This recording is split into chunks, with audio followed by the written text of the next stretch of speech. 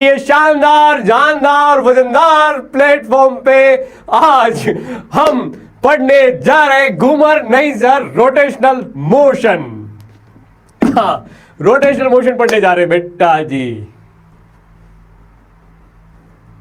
Emotional song नहीं, हाँ ठीक है ठीक है। अरे इसलिए रोटेशनल मोशन का ये गाना मुझे याद आया क्योंकि कल एक बच्ची ने ना बहुत प्यारा सा वो एग्जांपल दिया था। जैसे कि ये कुछ एग्जांपल है रोटेशनल मोशन का, याद है क्या? कल मैंने आपको एक काम सौंपा था कि रोटेशनल मोशन के आपको बताने हैं कुछ एग्जांपल्स बताने हैं। तो कोई बच्चों ने बहुत प्यारे प्यारे एग्जांपल्स दिए, बहुत प्यारे प्यारे एग्जांपल्स भी देते। उनमें से मतलब कुछ मैं ले पाया और कुछ मैं भूल गया, नहीं स्क्रीनशॉट ले पाया, नहीं चिपका पाया, यहां पर नहीं लगा पाया। तो कुछ लेके आया हूं,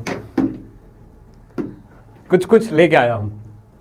ये देखो यहां पर डिस्क है जो एक्सिस के अबाउट ऐसे घूम रही है। ये घेवर किसी ने लगा दिया, अब घेवर को कैसे घुमा रहे हैं लेकिन पता नहीं, लेकिन घेवर वन ऑफ द एग्जांपल हो जाएगा रोटेशनल मोशन का। फिर ये हाँ, जैसे सन के अराउंड मर्क्यूरी और जुपिटर, ये सारे ग्रह चक्कर लगा रहे हैं, रोटेशनल मोशन कर रहे हैं। ये भी एक, जैसे वो दिवाली के टाइम पे चक्री आती है ना, चक्री वो चक्री ऐसे घूमती है, वो भी एक तरह से रोटेशनल मोशन का एग्जांपल हो जाएगा। फिर सुदर्शन चक्र, क्या भाई साहब, क्या एग्जांपल, क्या फोटो लगाई है, तो ये भी एक तरह से रोटेशनल मोशन का एग्जांपल हो जाएगा। और ये विमान के अंदर, एरोप्लेन के अंदर ये जो प्रोपेलर होता है, ये भी घूमेगा, ये भी रोटेशनल मोशन करेगा। पंखा भी एक एग्जांपल हो जाएगा। तो ये सारे एग्जांपल ऐसे बहुत सारे बच्चों ने भेजे थे। मतलब मैं किसी का स्टेटस रख पाया, किसी की स्टोरी मेंशन में कर पाया, किसी को नहीं कर पाया, किसी का फोटो यहां पर चिपका पाया, किसी का नहीं कर पाया। तो उसके लिए टेंशन मत लेना, लेकिन बहुत अच्छे एग्जांपल्स आपने पूरे सर्च करके मुझे भेजे हैं, ठीक है। पिछले सेशन में हमने रिजिड बॉडी के बारे में पढ़ा था, फिर क्रॉस प्रोडक्ट के बारे में पढ़ा था। रिजिड बॉडी क्या होती है कि जहां पर दो पार्टिकल के बीच का डिस्टेंस चेंज नहीं होता समय के साथ साथ, या किसी भी फोर्स या किसी भी टॉर्क के साथ साथ। जी बढ़िया, रिजिड बॉडी के बारे में पढ़ा। इसके बाद हमने क्रॉस प्रोडक्ट के बारे में पढ़ा। क्रॉस प्रोडक्ट क्या होता है? तो सर दो तरह से इसको सोल्व किया जाता है, एक डिटरमिनेंट मेथड थी और A cross B is equal to A B cos theta से सोल्व किया जाता है। ऐसे लिखते थे, ए क्रॉस बी।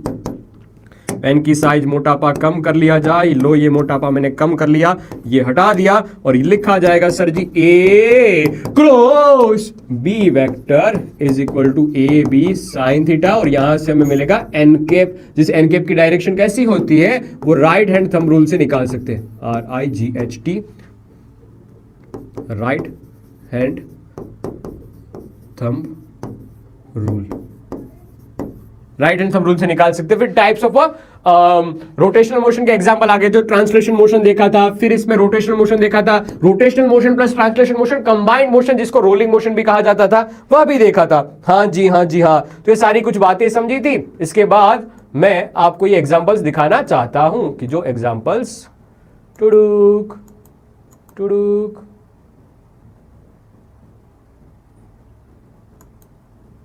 एक मिनट, हाँ बेटा एक मिनट, जस्ट 1 मिनट।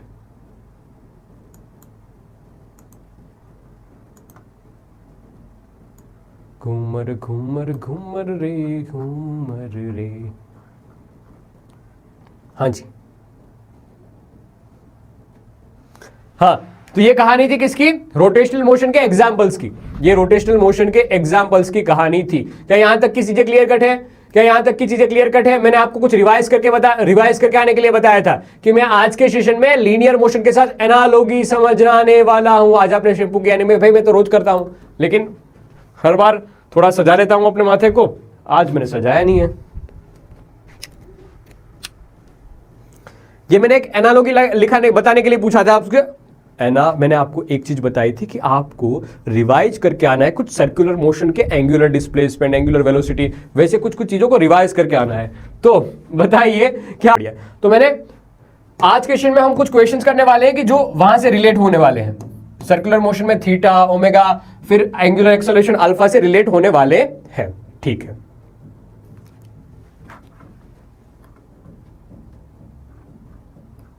हाँ, करेक्ट, ठीक है।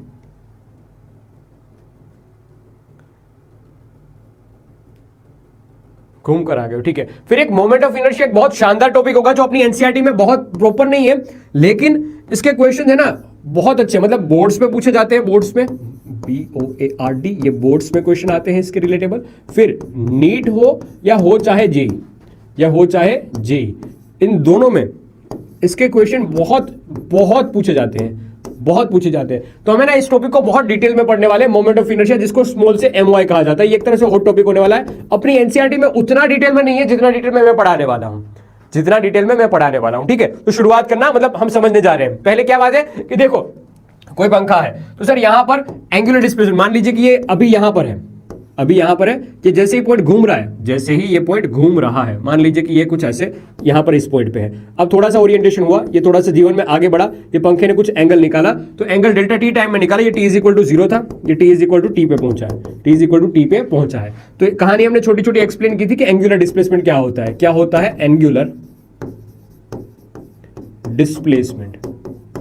एंगुलर डिस्प्लेसमेंट, एंगुलर डिस्प्लेसमेंट यानी वह क्वांटिटी सर कि कितना चेंज आया है, ये इनिशियल पोजीशन, ओके सर, और माइनस फाइनल पोजीशन, मतलब फाइनल माइनस इनिशियल, इसको एंगुलर डिस्प्लेसमेंट डेल्टा थीटा कहा करते थे, डेल्टा थीटा कहा करते थे। इसके बाद एंगुलर वेलोसिटी आई थी, याद है क्या आपको, एंगुलर वेलोसिटी। एंगुलर वेलोसिटी यानी कि ओमेगा एवरेज से रिप्रेजेंट किया जाता था। अगर बड़ा चेंज है तो delta theta divide by delta T लिखा करते थे, और अगर छोटे चेंज की बात है तो omega instantaneous is equal to D theta by D T लिखा करते थे। याद है क्या ये कुछ कुछ चीजें? हाँ जी। और इसकी डायरेक्शन भी लिखी जा सकती है, एक्सियल वेक्टर होते हैं कि जिस डायरेक्शन में थीटा है उस डायरेक्शन में उंगलियां घुमाओ, अंगूठा आपको वेक्टर की डायरेक्शन दे देगा। क्या? जिस डायरेक्शन में थीटा है उस डायरेक्शन में उंगलियां घुमाओ, आपको थंब अंगूठा है वो डायरेक्शन दे देगा ओमेगा की। बढ़िया, उल्टा पंखा घुमा दिया, अपन तो उल्टे काम करते हैं, तो उल्टा पंखा घुमा दिया। ओके ओके, क्योंकि क्लॉकवाइज डायरेक्शन ज्यादातर पॉजिटिव लिखी जाती है, इस वजह से मैंने उल्टा घुमाया है। एंगुलर एक्सेलरेशन, देख एक्सेलरेशन आपको पता ही है, तो इसमें ज्यादा घबराने वाली बात नहीं है। एवरेज एक्सेलरेशन क्या होता है? Delta omega divide by delta T. जी बढ़िया। और अगर इंस्टेंटेनियस की बात कर रहे हो तो alpha is equal to D alpha D omega divide by D T. याद आया क्या कुछ कुछ? सोलंकी, इसके बाद की कहानी भी बताऊंगा जहां पर इलेक्ट्रोमैग्नेटिक वेव्स वाला टॉपिक आएगा, जहां पर हम कुछ मैग्नेटिज्म की बात करेंगे। तो वो कुछ वेव्स के पैरामीटर्स होते हैं। जैसे एमआरआई मशीन किस पे काम करती है? एमआरआई मशीन, कभी भी आपका माथा फूटता है या कोई बड़ी बीमारी होती है तो हम बोलते हैं ना सीटी स्कैन करवाना है, एमआरआई स्कैन करवाना है। बोलते हैं कि नहीं बोलते हैं बेटा?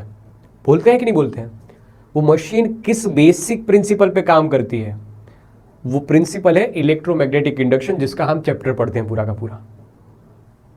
फिर पता है हार्ट बीट के लिए एक ऐसे ऐसे यहां पर छोटे छोटे वो सफेद कलर के कुछ लगाए जाते हैं, और मशीन टेस्ट का नाम तो भूल गया बहुत, अरे यहां तक है लेकिन मुंह से बाहर नहीं आ रहा है, लेकिन वो नाम मतलब बहुत सा है, लेकिन उसके प्रिंसिपल क्या होते हैं? वो पोटेंशियल डिफरेंस के प्रिंसिपल पे काम करता है। तो ऐसे बहुत सारे छोटे छोटे प्रिंसिपल्स है जो फिजिक्स के वो उस मशीनरी में यूज हो रहे हैं। चाहे मतलब वो मशीन किससे बनी है, वो मशीन किससे बनी है, वो इसी से बनी हुई है, इस प्रिंसिपल के बेसिस पे ही बनाई गई है। ठीक है, तो मतलब फिजिक्स उनके लिए भी काम कर। हाँ, कुछ कुछ बातें ऐसी होगी कि वो ना भी पढ़े तो चल जाएगा उनका काम, लेकिन हाँ ईसीजी करेक्ट। ओके, तो देख ये कुछ कुछ कहानी है, वो याद रखते जाना आप। ये एंगुलर डिस्प्लेसमेंट की बात बताई, फिर ये एंगुलर वेलोसिटी की बात बताई, ओके, ये एंगुलर एक्सेलरेशन की बात बताई। इसको मैं काल कोठरी में लगा देता हूं। अब देख कभी भी ऐसा आ जाए कि आरपीएम में से, जहां पर एंगुलर मतलब ये इसके लिए कहानी आ सकती है ज्यादा, तो कि आरपीएम में से रेडियन पर मीटर में कन्वर्ट करो, रेडियन आरपीएम पर, अरे रेडियन पर सेकेंड में कन्वर्ट करो। तो देख ऐसा कुछ दे रखा है कि एन आरपीएम, तो आरपीएम यानी क्या होता है? रिवॉल्यूशन पर मिनट, रिवॉल्यूशन पर मिनट, इसको रिवॉल्यूशन पर मिनट कहा जाता है। आरपीएम यानी क्या? रिवॉल्यूशन पर मिनट। आरपीएम मतलब होता है क्या? ध्यान से सुनना, आरपीएम मतलब मीनिंग क्या होता है, इसका मीनिंग समझ में आ जाएगा तो रटने की कोई जरूरत नहीं पड़ेगी। एक बार मीनिंग समझ लीजिए फिर रटने की जरूरत नहीं पड़ेगी। मेरे साथ साथ लिखते जाना। आर मान लीजिए कि एन आरपीएम दे रखा है, तो आरपीएम का मतलब क्या होता है? एन रिवॉल्यूशन, रिवॉल्यूशन मतलब चक्कर, पर मिनट। तो रिवॉल्यूशन, तो एक रिवॉल्यूशन में कितने पाई होते हैं? 2 पाई होते हैं। एक रिवॉल्यूशन मतलब 2 पाई रेडियन, 2 पाई रेडियन, एक चक्कर में 2 पाई रेडियन थीटा घूमता है। और मिनट को 60 से डिवाइड कर लेंगे, मिनट की जगह 60 लग देंगे तो ये हो जाएगा रेडियन पर सेकंड।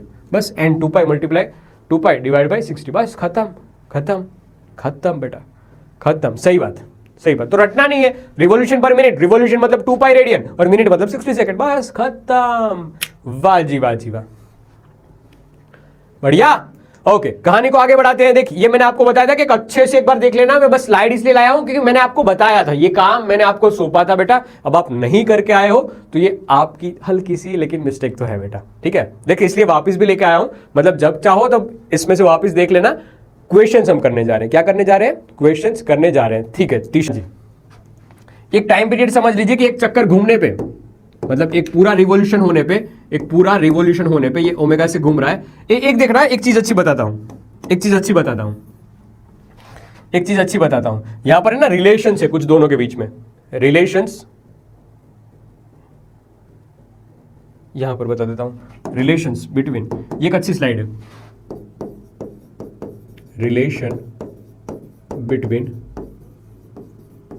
एंगुलर, लिखते जाना बेटा मेरे साथ साथ, एंगुलर एंड लीनियर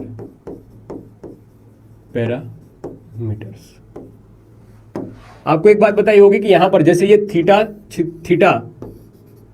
ऐसे ये वेरी कर रहा होगा, ये डी थीटा जितना वेरी कर रहा होगा, तो ये जो आर्क बनी होगी, ये जो आर्क बनी होगी वो हम लिखा करते हैं कि this arc dl will be, ये रेडियस अगर r है, ये रेडियस अगर r है तो arc is equal to theta into radius, theta into radius ऐसा लिखा करते हैं कि डी थीटा इंटू रेडियस, ठीक है सर। तो ये dl is equal to D theta into radius से जाना जाता है, याद रखना, R is equal to theta into radius, radius से जाना जाता है, तो डी थीटा इंटू रेडियस। अब यहां से अगर मैं इसको डिफरेंशिएट करता हूं, ये एक पहली इक्वेशन, अगर मैं इसको डिफरेंशिएट करता हूं तो D L by D T क्या हो जाएगा? D L by D T is equal to D theta by D T, और ये आर एज इट रह जाएगा। तो एक दूसरा इक्वेशन बन जाएगा D L by D T is equal to velocity, ये लेंथ हो जाएगी, ठीक है, D theta by D T ये ओमेगा हो जाएगा, और ये बन जाएगा R, V is equal to omega R. अरे भाई साहब, ऐसे इसको और एक बार डिफरेंशिएट करोगे तो आपको मिल जाएगा acceleration, tangential acceleration is equal to alpha R, angular acceleration into R. Okay, ये इसका स्केलर फॉर्म हो जाएगा, इसका वेक्टर फॉर्म भी होता है, इसका वेक्टर फॉर्म भी होता है। जैसे कि ध्यान से देखना इस चीज को, ध्यान से देखना इस चीज को कि velocity v is equal to omega cross R vector. अरे बढ़िया सर, फिर tangential acceleration at is equal to alpha cross R vector, ये इसका वेक्टर फॉर्म होता है, इसको भी थोड़ा थोड़ा ध्यान में रखना है जी। बढ़िया।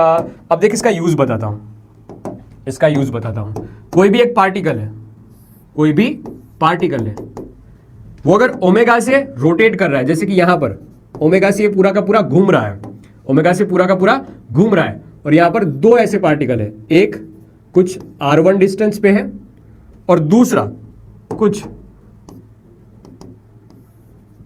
ऐसे r2 डिस्टेंस पे है, ये हरा वाला गोला। तो दोनों की स्पीड कितनी होगी? दोनों की स्पीड कैसी होगी, कितनी होगी? थोड़े समय के बाद ये दोनों कुछ आगे आ जाएंगे, ये दोनों कुछ आगे आ जाएंगे, थोड़े समय के बाद ये कुछ दोनों है वो आगे आ जाएंगे, जैसे कि ये है टक टक टक टक टक टक टक टक टक टक ऐसे आ जाएगा। तो इसकी स्पीड होती है, वो लिखी जा सकती है, इसकी speed v1 is equal to, ध्यान से देखना, v1 is equal to sir omega into r1, omega into r1, और ये दूसरे वाले की देखना है टक टक टक टक टक टक टक टक टक टक वो ऐसे आगे आ जाएगा। तो इसकी स्पीड लिखी जाती है, इसकी स्पीड लिखी जाती है, ध्यान से देखना मेरे दोस्त, स्पीड v2 इस वाले पार्टिकल की ओमेगा इंटू r2। तो कोई भी रोटेशनल मोशन करता है तो उसमें एंगल सेम, घूमने वाला एंगल सेम होता है, वेलोसिटी अलग अलग हो सकती है और ओमेगा सेम रहता है। क्या है?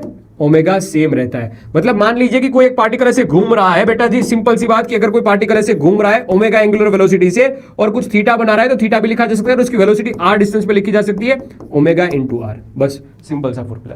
क्या ये बात समझ में? क्या ये बात समझ में? ये चीज समझ में आ रही है? इसको लिखना नहीं है, मतलब लिखना मतलब रटना नहीं है, ये फील लेनी है, ये फील लेनी है। आप इसमें सोच रहे हो कि मुझे स्टेटमेंट याद रखना है, नहीं बेटा, इसका स्टेटमेंट याद नहीं रखा जाता, इसको समझा जाता है, न्यूमेरिकल्स के लिए काम में आता है, ये इसको समझा जाता है। किस पे? For rotational motion. यहां पर क्या होता है? Omega angular velocity, theta and omega same, linear velocity v1 and v2 different.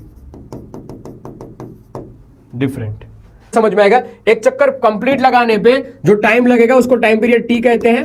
पूरा एक चक्कर तो 2 pi r by V, distance divide by time लिखा जाता है ना इसको, देखो ये होगा क्या, टाइम क्या होता है, डिस्टेंस डिवाइड बाय टाइम होता है, ठीक है। Velocity is equal to distance by time होता है। अब टाइम को मैं इस तरफ ले लेता हूं तो यहां पर आ जाएगी वेलोसिटी वाली बात, तो यहां पर distance divide by velocity, distance divide by velocity, distance is equal to 2πr, velocity is equal to v लिखा जाएगा। So we can write time period is equal to 2πr by v। Otherwise ऐसा भी लिख सकते हो, देखना ध्यान से सर, 2πr को नीचे ले लेते हैं तो डिनोमिनेटर का डिनोमिनेटर मतलब v बाय आर को, जैसे omega is equal v is equal to क्या था, ओमेगा आर, यस सर। तो ओमेगा डिनोमिनेटर में r चला जाएगा तो v by R is equal to omega हो जाएगा, तो इसको कहा जाएगा 2π बाय ओमेगा, 2π बाय ओमेगा, इसको टाइम पीरियड भी कहा जाएगा। तो टाइम पीरियड की इक्वेशन 2π बाय ओमेगा भी होती है। और ओमेगा को हम 2πf भी लिखा करते हैं, ओमेगा को हम 2πf भी लिखा करते हैं, जहां पर f है उसकी फ्रीक्वेंसी होती है। तो 1 अपॉन फ्रीक्वेंसी को हम टाइम पीरियड, जैसे 2πf लिखोगे ये कट पिट जाएगा तो 1/f बचेगा, तो frequency is equal to 1 upon time. तो एक टाइम पीरियड में कितनी साइकिल कंप्लीट की है, एक यूनिट टाइम में कितनी साइकिल कंप्लीट की, उसको फ्रीक्वेंसी कहा जाता है। तो आपको पहले से पता ही थी, लेकिन मैंने बस थोड़ा सा और इलोबरेट करके बताया है ताकि आपके दिमाग में कोई भी कंफ्यूजन ना रहे भाइयों बहनों। परफेक्ट आती है, क्वेश्चन से फील आती है। पहला क्वेश्चन हमारे सामने है, देखना एक बार अच्छे से, कि a wheel is rotating with the angular velocity 2 radian per second. It is subjected to uniform angular acceleration 2 radian per second square. What is the angular velocity does wheel acquire after 10 second? क्या है, सोचना बस, बहुत simple सी कहानी, एक बार समझो, एक बार। क्या सर, गिवन डेटा क्या है कि एक व्हील है rotating with angular velocity 2 radian per second, मतलब ये कोई व्हील जी बढ़िया, ध्यान से देख लेना, ये कोई व्हील है जी बढ़िया, ये कोई एक व्हील टुकुरु टुकुरु टुकुरु टुकुरु टुकुरु टुकुरु टुकुरु टुकुरु। तुम्हें क्या लगता है मुझे ड्राइंग नहीं आती है? बेटा अभी भी रेस लग लो ना, तुम सबको पीछे छोड़ दूंगा मैं, देख लो, ठीक है। ये व्हील, इसकी एंगुलर वेलोसिटी के बारे में इंफॉर्मेशन दे रखी है बेटा जी। क्या बेटा, इसकी एंगुलर वेलोसिटी के बारे में हमें इंफॉर्मेशन, अरे भाई कोई सा भी कलर आ जाए यार, हाँ। तो एंगुलर वेलोसिटी इनिशियल वाली, मतलब मान लीजिए कि ऐसे घूम रहा है, तो एंगुलर रोटेटिंग वेलोसिटी इनिशियली में दे रखी है omega naught, omega is equal to 2 radian पर सेकेंड। अब क्या है, subjected to a uniform angular acceleration alpha, alpha acceleration दे रखा है 2 रेडियन पर second square. What is the angular velocity, कितनी होगी angular velocity alpha omega T is equal to 10 second पे, बस ये कहानी पूछिए। कैन वी फाइंड इट, हम इसको फाइंड कर सकते हैं बड़े आराम से भाई। कौन सा इक्वेशन लगेगा जी सर, हमने पढ़ा है कि यूनिफॉर्म एक्सेलरेशन है ये, तो अल्फा यूनिफॉर्म है, अल्फा अगर यूनिफॉर्म है तो इक्वेशन ऑफ मोशन का यूज करना चाहिए। इक्वेशन ऑफ मोशन में फर्स्ट इक्वेशन ऑफ मोशन जैसे पढ़ा करते थे, omega is equal to omega naught plus alpha T. Omega naught कितना है, 2 है सर, और अल्फा कितना है, 2 है सर, और टी की वैल्यू कितनी है, 10 है सर। 10 2 20, 20 और ये 12 रेडियन पर सेकंड। मैंने कोई गलती की है क्या यहाँ पर, ध्यान से देखो तो, v is equal to U plus A T, सही है, यही पूछा था। हाँ मिस्टेक की, ओमेगा नोट 2 ही तो दे रखा है, अल्फा इंटू टी। अरे हाँ, 10 2 20, 20 और 2 22, ऐसी मिस्टेक कौन करता है सर, आपके मास्टर जी। आया क्या, हाँ जी बढ़िया बढ़िया बढ़िया बढ़िया बढ़िया, ओके। ये ओमेगा और इससे इसी डायरेक्शन में अल्फा थी, ओमेगा और अल्फा दोनों एक ही डायरेक्शन में होते हैं तब ओमेगा बढ़ता है, ओके। ध्यान से, हाँ। अब देखना कहानी में एक क्वेश्चन आपके लिए, सीबीएसई पीएमटी एक मतलब एक जमाने में इसको नीट के नाम से जाना जाता है। अब wheel has a angular acceleration 3 radian per second square and initial angular acceleration, मतलब जो चीजें दे रखी है वो मैं लिखते जा रहा हूं, गिवन डेटा। आप चाहो तो मेरे साथ साथ करते रहना। देख, एंगुलर एक्सेलरेशन दे रखा है अल्फा 3 रेडियन पर second square, initial angular speed दे रखी है omega naught that is equal to 2 radian पर सेकेंड, और इनिशियल में टाइम दे रखा है, मतलब time T is equal to दे रखा है जी 2 सेकेंड।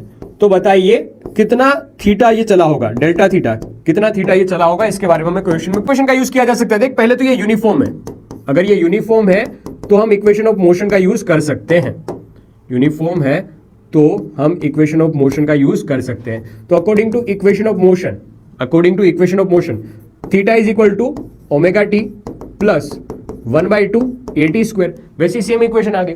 देख कैसे लिख पा रहा हूं मैं इक्वेशन, मैंने आपको बोला था एक बार रिवाइज करके आना बेटा, जो इक्वेशन मैंने लास्ट में भी दिखाई है वो omega naught into T. Omega naught कितना है सर 2, टाइम कितना है 2, 1 प्लस करके 1/2, ये आ जाएगा अल्फा 3 और ये 2 का स्क्वायर। तो 2 एक बार मर जाएगा, 2 2 4 और ये टक टक 2 3 6 तो ये आ जाएगा 10 रेडियन। 10 रेडियन कौन सा आंसर सही वाला बन जाएगा? बी ऑप्शन बन जाएगा। क्या आया समझ में मेरे लाल बाल गोपाल? क्या ये विजेता टीम को मिले 5 मार्क्स। तीसरा question, can you try this? अब व्हील स्पीड इसकी दे रखी है 12। ओह सर ये तो कुछ अलग चीज है। 1200 रिवॉल्यूशन पर मिनट वाला खेल। अरे पर मिनट वाला खेल आया, ठीक है। जो गिवन डाटा है वो उसमें लिखते जाता हूं, ये गिवन डाटा। तो ये दे रखी है wheel has a initial speed omega naught is equal to 21200। ये आ जाएगा रिवॉल्यूशन पर मिनट। तो हम आरपीएम में कन्वर्ट कर, आरपीएम में से रेडियन पर सेकंड में कन्वर्ट करेंगे तो 2 पाई से मल्टीप्लाई होगा और 60 से डिवाइड होगा। Mintu cancel out.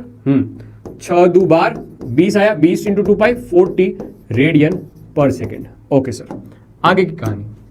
And it is made to slow down with acceleration, मतलब कि ये व्हील जो है ना वो इसको स्लो डाउन किया जा रहा है, इसको स्लो डाउन किया जा रहा है, इस व्हील को स्लो डाउन किया जा रहा है। चुकुर चुकुर चुकुर चुकुर, ठीक है। चुकुर चुकुर चुकुर चुकुर चुकुर चुकुर। ये व्हील को क्या किया जा रहा है? स्लो डाउन किया जा रहा है। मतलब इस डायरेक्शन में अगर ओमेगा है तो अल्फा इससे अपोजिट डायरेक्शन में है, तभी तो इसको स्लो डाउन किया जा सकता है। अल्फा इससे अपोजिट डायरेक्शन में, तो माइनस में लिखा जाएगा, माइनस में 4 radian per second square, 4 radian per second square. आगे कहानी, the number of revolution it makes become. हाँ ठीक है, हम पहले है ना इसका डेल्टा थीटा निकालते हैं, बाकी कहानी समझना। पहले डेल्टा थीटा निकालते हैं, जैसे पहले वाले क्वेश्चन में किया था कि अब ये फाइनली जब रेस्ट पे आएगा, यहां से वो फाइनली रेस्ट पे जाएगा, omega final is equal to 0 होगा, तब तक ये कितने चक्कर लगा लिए होंगे? जैसे पंखे की स्विच बंद करते हैं तो वैसे नहीं तो कम होता है, तो कितना रिवॉल्यूशन उसने चक्कर काट लिए होंगे। व्हील से ज्यादा पंखा वाला एग्जांपल लेता ज्यादा समझ में आता, लेकिन पूछा यही गया भाई। वो सिद्धार्थ भाई के रहे, मतलब सिद्धार्थ भाई के संग रह रहे कि अब मारवाड़ी गाने मुझे ज्यादा पसंद आने लगे हैं, ज्यादा मारवाड़ी गाने सुनता हूं। तो देख क्या मैं यूज कर सकता हूं, इक्वेशन ऑफ मोशन। हाँ सर, यूनिफॉर्म एक्सेलरेशन वाली कहानी है, तो इक्वेशन ऑफ मोशन के हिसाब से omega square minus omega naught square is equal to 2 alpha delta theta, 2 alpha delta theta. Omega square, omega final का स्क्वायर सर 0 का square, minus sir omega naught का स्क्वायर मतलब 40 का स्क्वायर। 2 अल्फा की value कितनी है? -4, और डेल्टा थीटा तो हमें निकालना है जी, बढ़िया। 40 इंटू 40 और 2 4 ऐसे हो जाएगा, देखना 40 इंटू 40 आ जाएगा 2 इंटू 4 डेल्टा थीटा। थोड़ा सा सिंप्लीफाई कर ले तो 4 ये आ जाएगा 10 और ये 2 तो 20, तो 200 रेडियन आएगा। अब सीधी सी बात, उन्होंने नंबर ऑफ रिवॉल्यूशन पूछे, हमसे क्या पूछे हैं? Number of revolution. इस पे कोई आपत्ति है क्या आपको? नहीं, उन्होंने नंबर ऑफ रिवॉल्यूशन पूछे हैं। तो एक रिवॉल्यूशन में मतलब ऐसे 2 पाई रेडियन तो 1 रिवॉल्यूशन। तो हमारे पास तो कितने हैं? 200 रेडियन है। कोई गलती करो तो मुझे बताना कैलकुलेशन में, तो कितने रिवॉल्यूशन हो जाएंगे, कितने रिवॉल्यूशन हो जाएंगे? ध्यान से देख लो और बता दो, ध्यान से देख लो और बता दो। कोई आपत्ति यहां पर? मुझे लग रहा है कुछ मैंने मिस्टेक कर दी है क्या यहां पर। 40 कैसे आया? देख मिंटू कैंसिल आउट, 6 2 12 तो और ये 20 हो जाएगा, 6 2 12। ओके सर, 62 यहां देख लें ये कैसे आया, ये 1200। अरे सोच यार, यहां पर आया 1200। ये कैसे था? रिवॉल्यूशन पर मिनट में था ना, तो मैंने मल्टीप्लाई किया 2 पाई से रिवॉल्यूशन, तो ये 2 पाई से मल्टीप्लाई किया जाएगा तो रेडियन में आ जाएगा, और डिवाइड बाय 60 किया जाएगा, तो ये मिंटू कैंसिल आउट। ठीक है, 6 2 12 तो यहाँ 2 आ जाएगा। ठीक है सर, 2 और ये एक मिंटू और आ जाएगा ना। अरे देख ले, समझ ले। यहां से बचा क्या? 6, यहां से बचा क्या? 6 बचा यहाँ से, एक मिंटू यहाँ से कैंसिल आउट, या मिंटू भी कैंसिल आउट ना कर तो सीधा मिंटू तो कर ले, हालांकि 6 मिंटू कैंसिल आउट, 120/6, 120/6 40 400 आएगा मेरे ख्याल से। 120/6 तो 6 दो 12, बढ़िया। और पीछे मिंडू ही आएगा ना, हाँ 20 इंटू 2 पाई, 20 इंटू 2 पाई, तो हो जाएगा 40 पाई रेडियन पर सेकेंड। हाँ पाई था यहाँ पर, तो ये पाई में भूल गया हूं यहाँ पर।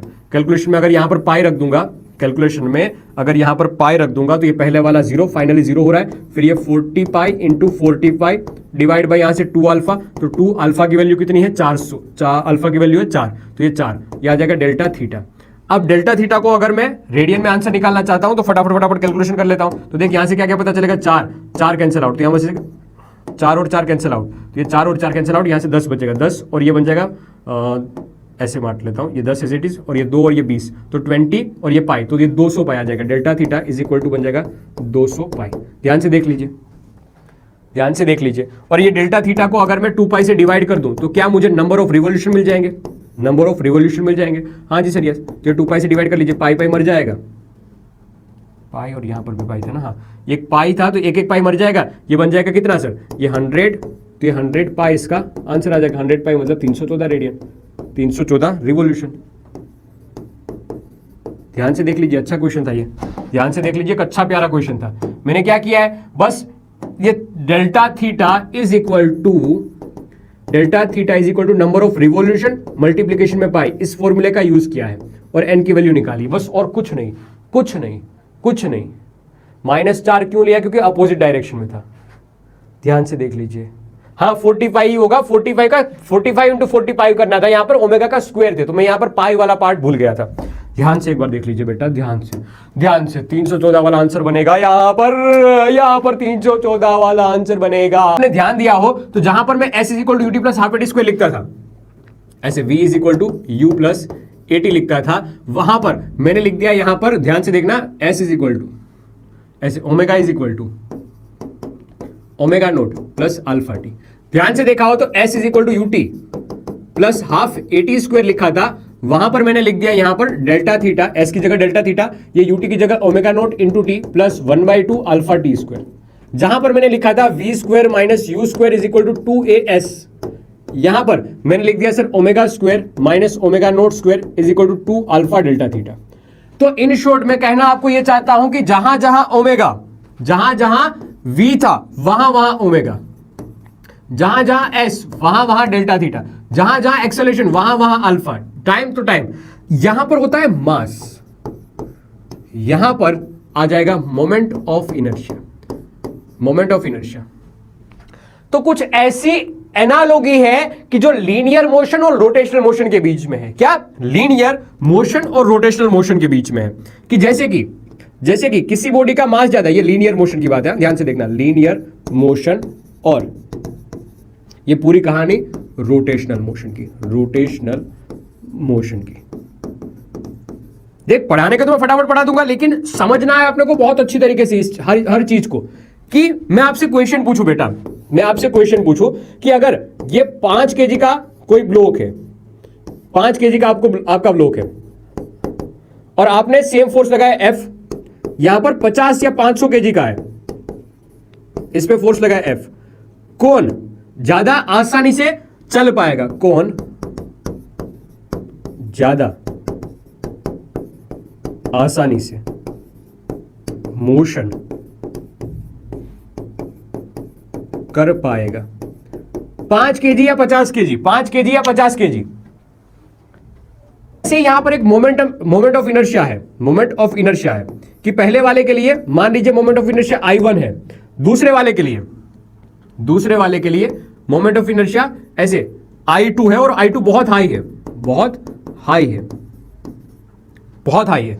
तो किसको मोशन करवाना ज्यादा आसान रहेगा? वापस वही क्वेश्चन, कौन ज्यादा अच्छे से मोशन कर पाएगा? वही क्वेश्चन इसको भी लगाया जाए, किसको, कौन ज्यादा आसानी से मोशन कर पाएगा बेटा?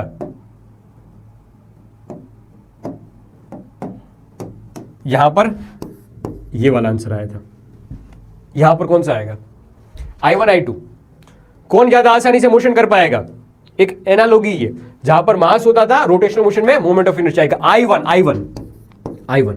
ठीक है, तो आपने मोमेंट ऑफ इनर्शिया पढ़ा नहीं है, लेकिन उससे पहले ही एक प्रॉपर्टी के बारे में समझ लिया कि रोटेशनल मोशन में मोमेंट ऑफ इनर्शिया कुछ जैसे मास की प्रॉपर्टी होती थी, वैसी कुछ प्रॉपर्टी इसकी होने वाली है। हाँ, कि जैसे 5 केजी वाले ब्लॉक को चलाना आसान और 500 केजी वाले ब्लॉक को चलाना मुश्किल, वैसे बड़ी मोमेंट ऑफ इनर्शिया वाले को घुमाना मुश्किल, घुमाना मुश्किल। ठीक है, मोमेंट ऑफ इनर्शिया हाई मतलब घुमाना मुश्किल, याद रखना, क्या? घुमाना, घुमाना मुश्किल, मुश्किल। तुम अपनी लैंग्वेज में लिख लेना डिफिकल्ट। परफेक्ट।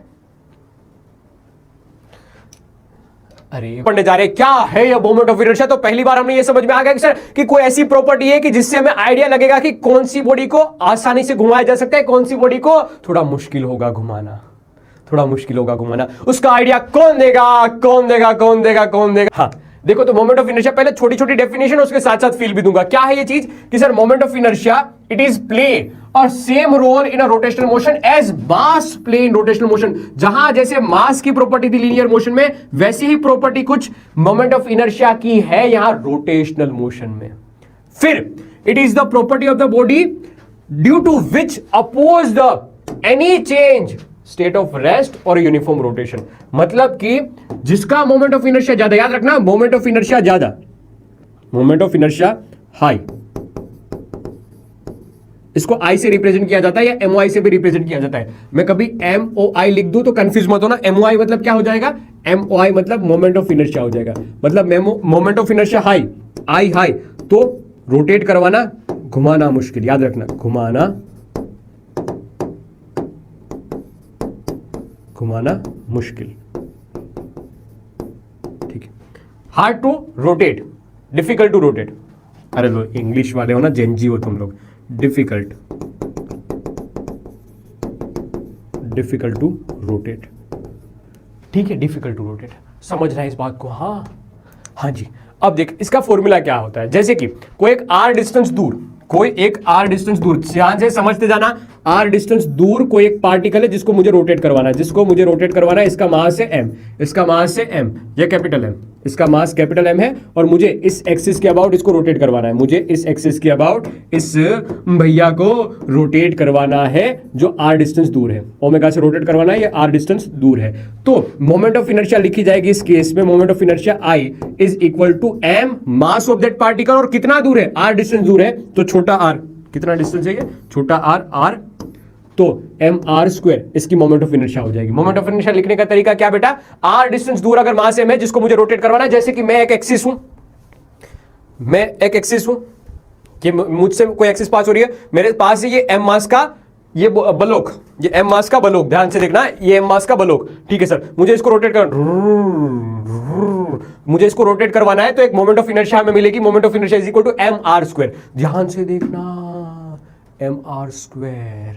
देख कुछ कुछ बातें खुशी लिखते जाओ, कुछ कुछ बातें भले ही छूट जाए, कोई परेशानी नहीं है, बाद में लिख लेना, जैसे आपको पीडीएफ मिल जाए बाद में लिख लेना। ओके सर, फिर ये कहानी क्या है कि moment of inertia of the body made up of number of particles, मतलब कि बहुत सारे पार्टिकल हो, जैसे कि यहां पर एक m1 मास का पार्टिकल है, यहां पर एक m3 मास का पार्टिकल है, यहां पर m2 मास का पार्टिकल है, और r डिस्टेंस दूर, जैसे कि r1 डिस्टेंस एक दूर है, एक कोई r2 डिस्टेंस दूर है, और एक कोई r3 डिस्टेंस दूर है। तो इस पूरे को हमें घुमाना है कोई एक एक्सिस के अबाउट, हमें पूरे को कोई एक एक्सिस के अबाउट घुमाना है, रोटेट करवाना है। ठीक है, तो मोमेंट ऑफ इनर्शिया कैसे लिखी जाएगी? That moment of inertia is equal to, moment of inertia equal to m1 r1 square plus m2 r2 square plus mass m3 r3 square. अरे ठीक है, मतलब समझ गया स्क्वायर कैसे आया? नहीं जानना है आपको, आपको बस ये याद रखना है फॉर्मूला कैसे बन रहा है। अब इसकी एप्लीकेशन हमें सीखनी है बेटा। क्या? इसकी एप्लीकेशन सीखनी है, आर स्क्वायर नहीं, यहां ध्यान रखो, इसकी एप्लीकेशन क्या है वह समझनी है। लिख लो इसको अच्छे से। एक मास परपेंडिकुलर डिस्टेंस निकालो, ये थी एक्सिस ऑफ रोटेशन जी, बढ़िया।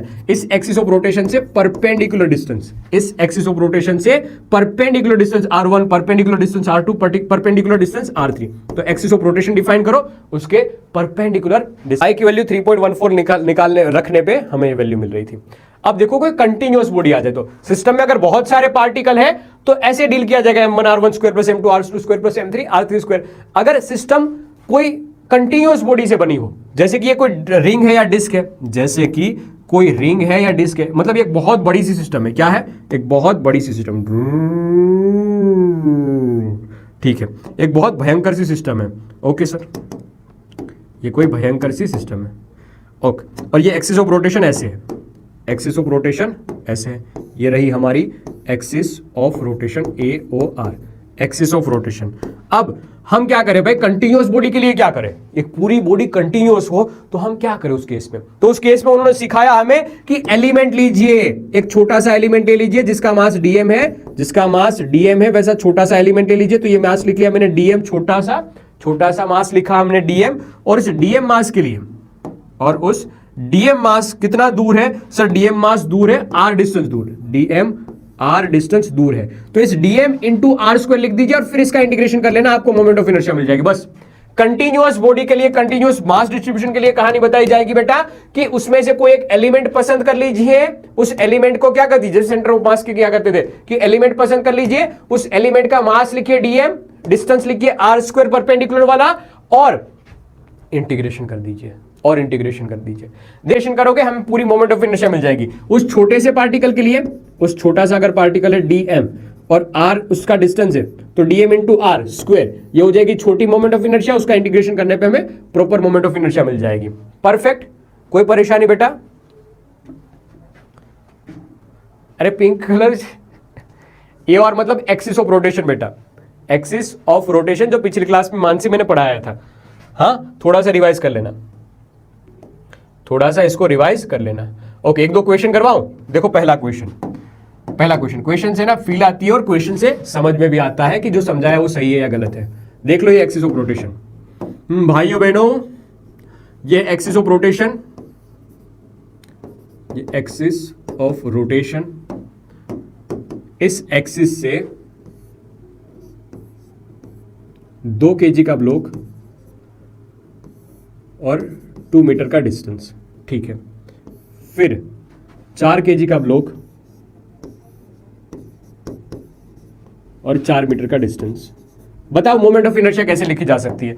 अजी सिंपल है sir, moment of inertia is equal to m1 r1 square plus m2 r2 square. Okay sir, m1 क्या है? m1 है सर 2 kg, r1 क्या है? r1 है 2 का स्क्वायर, प्लस m2 क्या है सर 4 kg, r2 क्या है? r2 ये रहा, r2 ये रहा, ये r1 हो जाएगा, ये r2 हो जाएगा, तो r2 4 हो जाएगा, तो 4 का स्क्वायर। बढ़िया, 2 2 4 4 3 8, चौके चौके 16, 16 चौके 64, 64 इंटू 8 72 हो जाएगा क्या? 72। इसका यूनिट क्या हो जाएगा सर?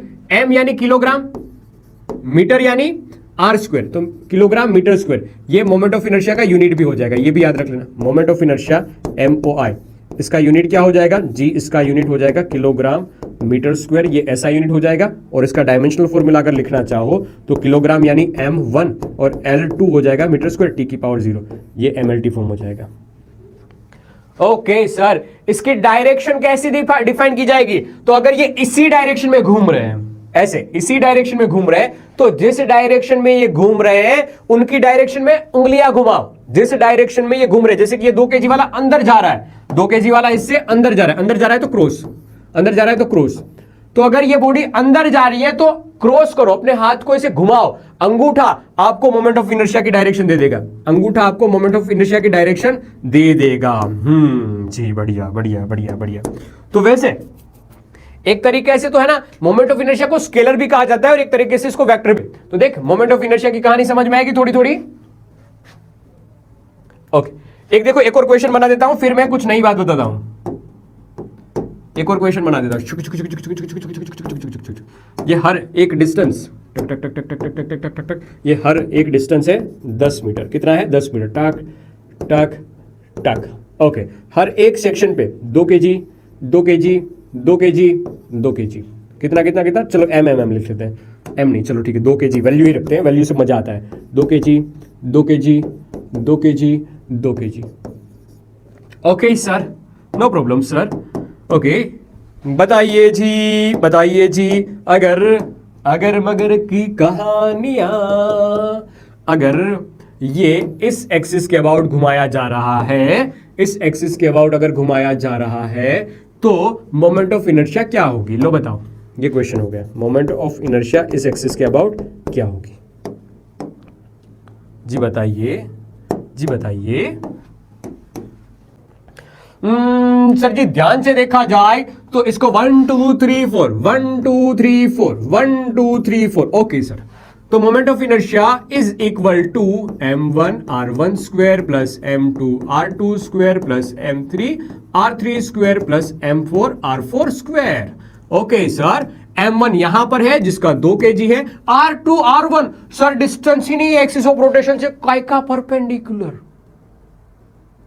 काय का परपेंडिकुलर, इस वाले 2 kg के लिए तो कोई डिस्टेंस है ही नहीं परपेंडिकुलर, तो जीरो, जीरो का स्क्वायर। m2 2 kg, डिस्टेंस कितना 10, इसका स्क्वायर। m3 कितना है 2 kg, कितना डिस्टेंस दूर है एक्सिस ऑफ रोटेशन से सर 10 kg 10 मीटर, तो 10 का स्क्वायर। m4 कितना है 2 kg। r4 कितना, अरे डिस्टेंस ही नहीं है परपेंडिकुलर, डिस्टेंस काय का है ही नहीं, है ही नहीं, तो आ जाएगा 10 का स्क्वायर। 2 बार 10 का स्क्वायर 10 का स्क्वायर है, तो ये बन जाएगा 100, 100 और 200। रवि भैया से पंगा, किसी ने कमेंट बॉक्स में 800 लिख दिया था, 800 लिख दिया था, 800 वालों। Tie tie fish, tie tie fish, समझ में आया 800 क्यों नहीं आया, 800 क्यों नहीं आया? खुशी राजपूत देखो, ये पहले वाले के लिए तो R1 0 ही है, R1 0 ही है क्योंकि परपेंडिकुलर डिस्टेंस नहीं है। R4 के लिए भी परपेंडिकुलर डिस्टेंस नहीं है, सिर्फ और सिर्फ आपको मिलेगा R2 and that R2 is equal to 10 metre. Same बात यहां पर मिलेगा आपको R4, R4 is equal to 10 metre, R3 मिलेगा, सॉरी ये R3 मिलेगा। हाँ R2 और R पेशेंट के अबाउट मैंने पूछा है जी, बन जा,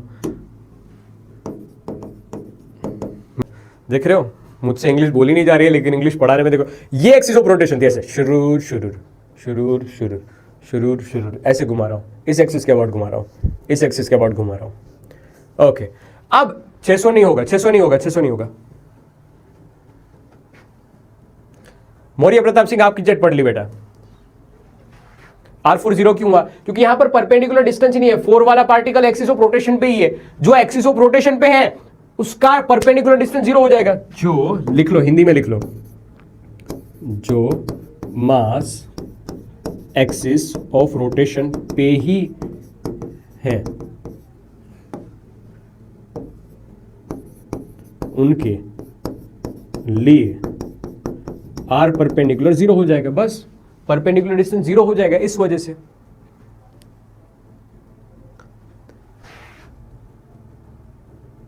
नहीं, R3 का स्क्वायर, ठीक है, ये 4 वाले का 0 करना है ना, लो कर लिया, 4 वाले का 0 कर दिया, लो बन जाएगा, मतलब इन दोनों का ही सम करना है, बढ़िया 200 200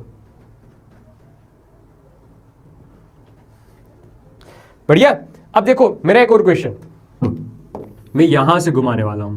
अरे भाई साहब क्या कर रहे हो सर, क्यों ऐसा घुमा रहे हो, अरे हमें क्यों घुमा रहे हो, हमें बख्श दो सर। अरे बख्शने की बात नहीं है, सिखाने की बात है बेटा, सिखाने की बात है ये, कि अब इस फ्लेमिंगो की किताब को मैं ऐसे बीच से ऐसे पकड़ के, एक्सिस ऑफ रोटेशन ऐसे पीछे और ऐसे घुमा रहा हूं। पहले क्या था, ऐसे, पहले एक्सिस ऑफ रोटेशन ये थी तो ऐसे ऐसे घूम रही थी। अब निकिता जी यहां देखो, अब क्या है, ये बीच वाले एक्सिस ऑफ रोटेशन, अब ये किताब ऐसे घूम रही है, टन टन टन टन। हाँ जी, अब बताओ, देखो तो हर एक पार्टिकल के लिए, हर एक पार्टिकल के लिए जरा सोच समझ के देखना ध्यान से। ये देख, ये डिस्टेंस कितना हो जाएगा सर, हर एक पार्टिकल का डिस्टेंस एक्सिस ऑफ रोटेशन से 5 मीटर हो जाएगा, क्योंकि पूरा 10 था, ये 5 और ये भी 5, ये 5 और ये भी 5, ये भी 5 मीटर। हाँ जी, तो हर एक के लिए सेम हो जाएगा ना, मतलब मास भी सेम और डिस्टेंस परपेंडिकुलर भी, 10 था तो इसका आधा 5 हो जाएगा। तो मोमेंट ऑफ इनर्शिया हर एक के लिए, जैसे mr का स्क्वायर, mr2 का स्क्वायर, वो सभी सेम ही तो है, ये m3 r3 का स्क्वायर, फिर m4 r4 का स्क्वायर, और सभी सेम टू सेम है, तो मैंने 4 इंटू करके mr स्क्वायर लिख लिया। 4 एज इट इज, m यानी 2 kg हो जाएगा, और r का स्क्वायर यानी 5 का स्क्वायर हो जाएगा। 5 का स्क्वायर 25, 25 इंटू 2 50, 50 इंटू 4 कितना होता है 200 kg मीटर पर सेकंड स्क्वायर। क्या आया इस क्वेश्चन को मीनिंग, इस क्वेश्चन को समझ में आया, मतलब ये क्वेश्चन समझ में आया। 80 कहां से, किलोग्राम मीटर स्क्वायर।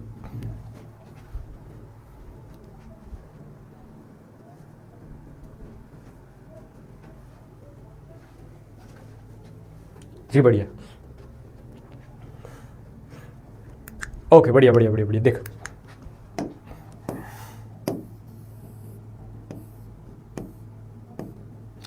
अब देख, कंटिन्यूअस सिस्टम की बात करते हैं। अब है ना, कंटिन्यूअस सिस्टम की बात करते हैं। जैसे कि ये अब रिंग है हमारे पास। क्या है? एक रिंग है हमारे पास, एक रिंग है। ओके सर, इस रिंग को हम परपेंडिकुलर घुमा रहे हैं। ये हमारे पास रिंग है जिसका मास कुछ m है और रेडियस इसकी r है, और इसको हम ऐसे परपेंडिकुलर घुमा रहे हैं। हम ऐसे परपेंडिकुलर, ये परपेंडिकुलर एक्सिस और यहां से नीचे आता हुआ अब इसको घुमाया जा रहा है।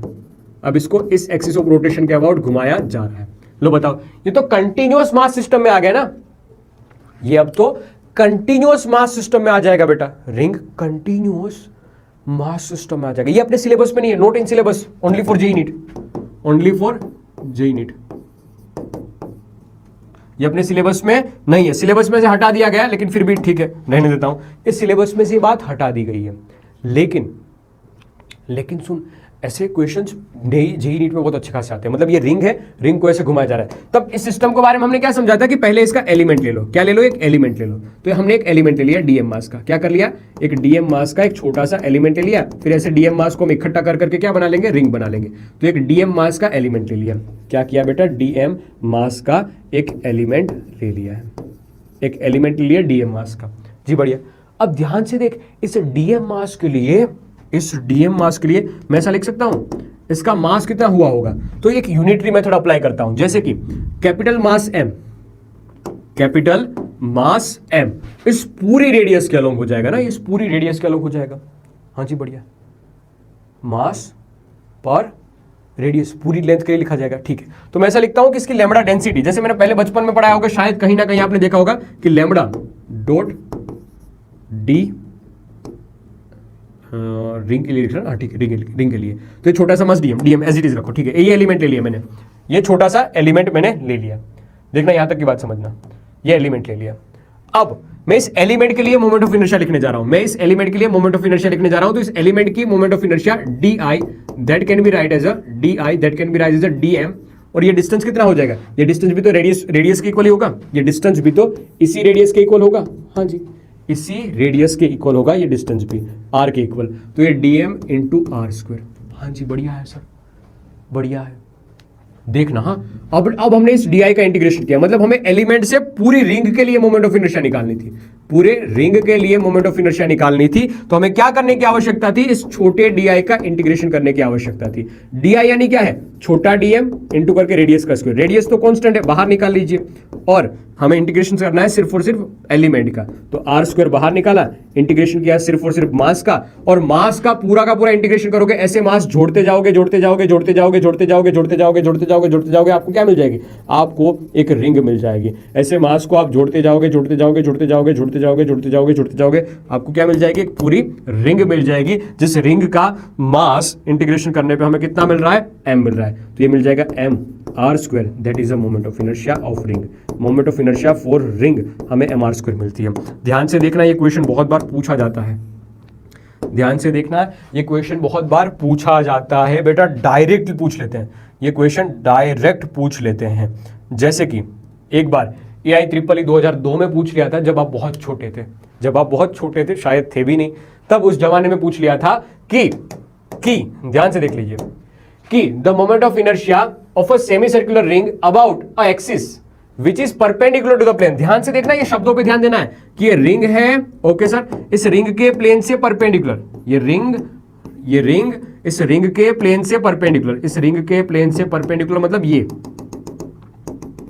इस एक्सिस के अबाउट मोमेंट ऑफ इनर्शिया क्या होगी? तो that moment of inertia is equal to mr square. अब भी मैंने बताया, जो इस ऑप्शन के अकॉर्डिंग फर्स्ट वाला ऑप्शन हो जाएगा। ध्यान से देख लीजिए, ये भी अच्छी चीज है। देखो कि ये रिंग पूरे के लिए इतना होता है, अगर आधा या फिर उसका एक सेक्शन भी आ जाए, याद रखना एक चीज और नोट करना, ये रिंग का कोई एक हिस्सा भी आ जाए और इससे परपेंडिकुलर घुमाने के लिए बोला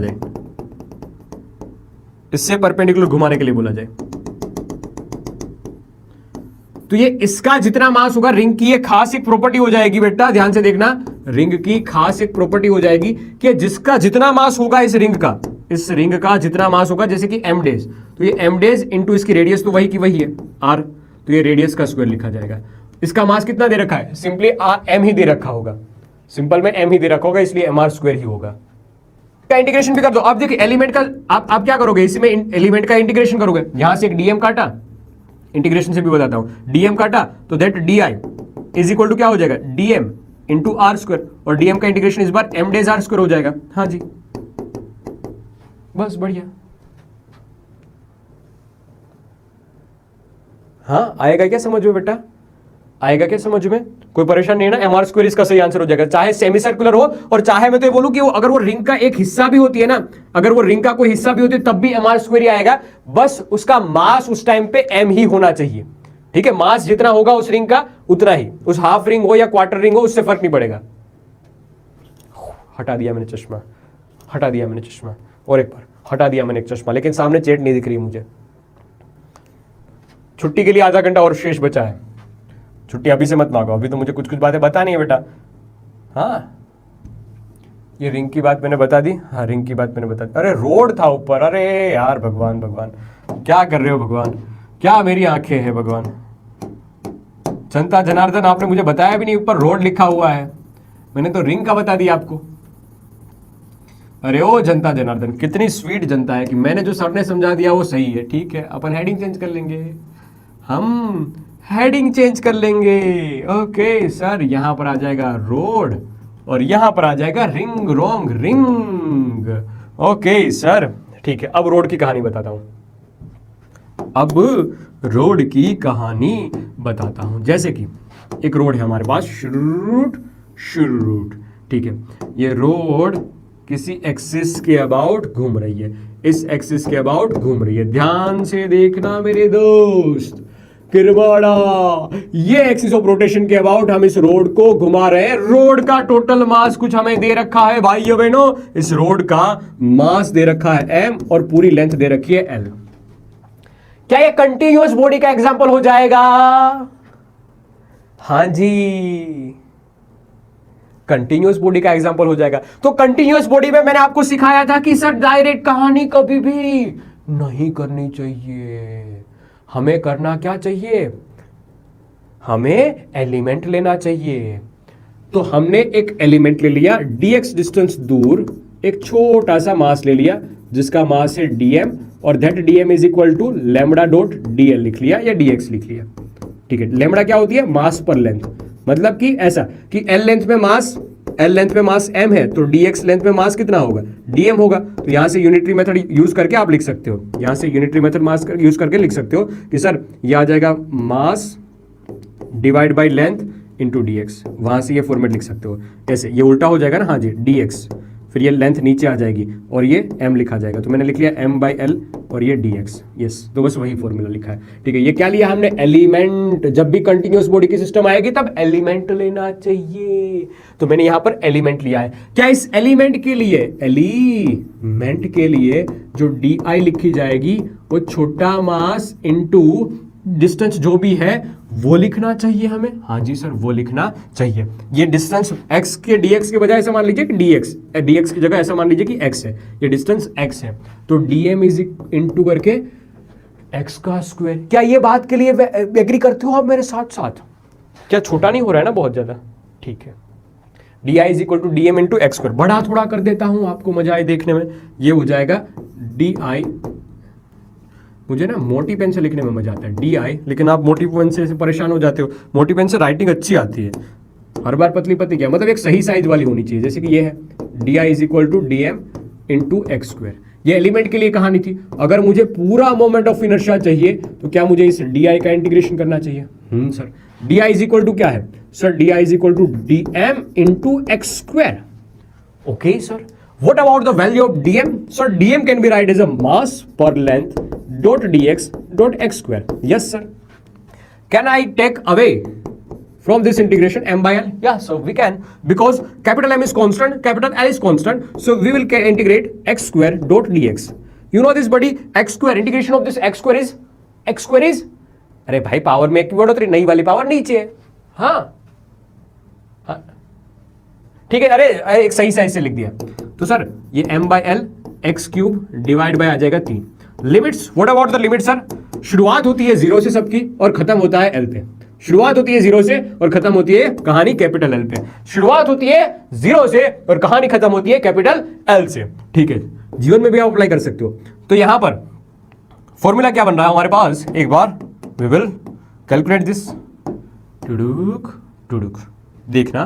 तो moment of inertia I is equal to m by L, m by L, यह आ जाएगा एल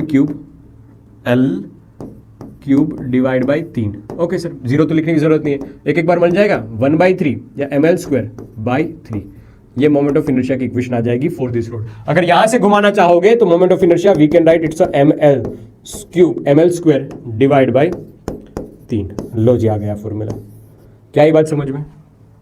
क्या आई बात समझ में? अजी आई बात समझ में? अरे देख लीजिए, ये रोड की कहानी इससे पहले थी रिंग की कहानी। अब डिस्क की कहानी नहीं बताऊंगा वरना आप रो दोगे। अभी मेरी तो बहुत इच्छा है बताने की, लेकिन थोड़ी मौके की है। ये रोड के लिए याद रखना यूनिफॉर्म डेंसिटी वाली है, यूनिफॉर्म डेंसिटी वाली रोड है, तो ये सिंपल से लिखा जाएगा। अब देखना, मैं कुछ बात है वो आपको डायरेक्टली बताना चाहता हूं। मैं आपको कुछ बात है वो डायरेक्टली बताना चाहता हूं। जैसे कि ये डिस्क के लिए, तो ये डिस्क है। अभी सारी यूनिफॉर्म डेंसिटी वाली बात है। हाँ, यूनिफॉर्म डेंसिटी वाली बात है। ये डिस्क, ओके सर, ये डिस्क, ये डिस्क, ये डिस्क मानो डिस्क, ये डिस्क, ये डिस्क, ये डिस्क। इस डिस्क को ज्यादा ही मोटा हो गया, ठीक है, आप समझ लेना बेटा। ये डिस्क है, इसका मास m है और रेडियस r है, ठीक है। इसको इस एक्सिस के अबाउट घुमाने पे, गुरुजी, इस एक्सिस के अबाउट घुमाने पे मोमेंट ऑफ इनर्शिया लिखी जाती है mr square by 2, mr square by 2। Okay sir, okay, आगे की कहानी देख। ऐसे बहुत सारे एलिमेंट बता देता हूं। जैसे कि एक होलोस्फीयर था, किधर किधर किधर किधर किधर किधर किधर किधर किधर किधर किधर, हाँ, एक होलोस्फीयर। चलो ठीक है, एक क्वेश्चन का आंसर देना, एक क्वेश्चन का आंसर देना ध्यान से। ये रेडियस r, इसका मास m है, ये रिंग है, ठीक है, ये रिंग है और ये एक्सिस ऑफ रोटेशन है, ये एक्सिस ऑफ रोटेशन है। ये डिस्क, अरे रुक जा, हाँ, ये डिस्क है, रेडियस r है इसकी, मास इसका m है। बताओ किसको घुमाना आसान होगा? किसको घुमाना आसान होगा? बताओ बताओ, किसको घुमाना आसान, रिंग या डिस्क? ये रिंग है और ये डिस्क है, किसको घुमाना आसान होगा? क्वेश्चन ये है, वो इज इजी टू रोटेट। दोनों का मास सेम है, दोनों का मास सेम है। हाँ जी, सही बात। यहां पर moment of inertia I is equal to M R square, yes sir. और यहां पर moment of inertia sir M R square by 2। तो जिसकी मोमेंट ऑफ इनर्शिया कम होगी वो घुमाने के लिए आसान होगा। और 1 की मोमेंट ऑफ इनर्शिया कम है ना बेटा, 1 की मोमेंट ऑफ इनर्शिया कम है ना, हाँ, 1 की मोमेंट ऑफ इनर्शिया कम है ना। डिस्क आएगा, रेडियस, हाँ ठीक है, रेडियस इसकी बड़ी, ओह ये गलत चीज है, ये गलत चीज है। चलो ठीक है, हाँ नहीं है, देखना मोमेंट ऑफ इनर्शिया की कैरेक्टरिस्टिक्स मैंने लिखी थी कि पहले देखिए इसका एमएलटी फॉर्म बता दिया, ये केजी वाला, केजी पर मीटर स्क्वायर वाली बात बता दी, ठीक है। जो बता दी ये बात है वो राइट करता चलता हूं। ये बता दिया, ये बता दिया। किस किस चीज पे डिपेंड करता है? देखिए मास पे डिपेंड करता है, कितना मास है। ये डिस्ट्रीब्यूशन ऑफ मास पे डिपेंड करता है कि कितना मास यहां पर किस सेंस में डिस्ट्रीब्यूट किया गया है, उस पे डिपेंड करता है। और एक्सिस ऑफ रोटेशन पे डिपेंड करता है कि देख, एक ही क्वेश्चन को दो तरीके से बनाया था मैंने, एक ही क्वेश्चन को मैंने दो तरीके से बनाया था। एक बार एक्सिस ऑफ रोटेशन यहां वाली थी और दूसरी एक्सिस ऑफ रोटेशन ऐसे मिड में से थी। दोनों का आंसर देख, दोनों का आंसर अलग अलग है, दोनों का आंसर अलग अलग है। मतलब ये एक्सिस ऑफ रोटेशन पे डिपेंड करती है बेटा जी कि किस एक्सिस ऑफ रोटेशन से सवाल पूछा गया है, किस एक्सिस ऑफ रोटेशन से हमें मोमेंट ऑफ इनर्शिया पूछी गई है। यस सर, अच्छी बात है। फिर देखना 7 नंबर का क्वेश्चन, ये डिपेंड नहीं करता है कि एंगुलर वेलोसिटी कितनी है, एंगुलर एक्सेलरेशन कितना है, टॉर्क कितना है, एंगुलर मोमेंटम कितना है, याद रखने की जरूरत नहीं है। ये डिपेंड इस चीज पे नहीं करता है, मतलब ये याद रखने की जरूरत है, बाकी ऑटोमेटिकली याद रह जाएगी। ओके, अब इसके स्केलर और वेक्टर फॉर्म की बात बता रखी है, तो sir it is not a vector, its direction, it is not a vector, its direction is clockwise or anti-clockwise, it is not a be specified and also not a scalar। मतलब है ना, actual में हम इसको scalar की तरह ही treat करेंगे, actual में हम इसको स्केलर की तरह ही ट्रीट करेंगे, लेकिन ये मैंने बता दिया, ये मैंने डायरेक्ट बता दिया, नो डेरिवेशन, यहां पर लिख लेना no derivation.